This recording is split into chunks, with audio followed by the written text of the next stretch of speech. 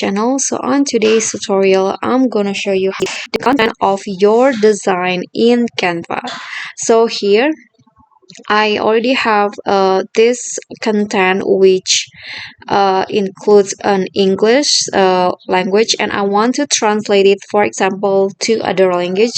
So what you need to do is just here in the left panel in here, go to apps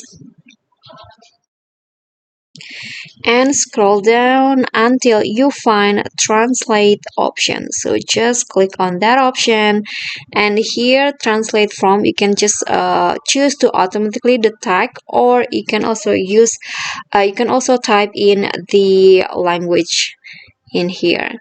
Then I'm going to translate it to my mother tongue, Indonesian.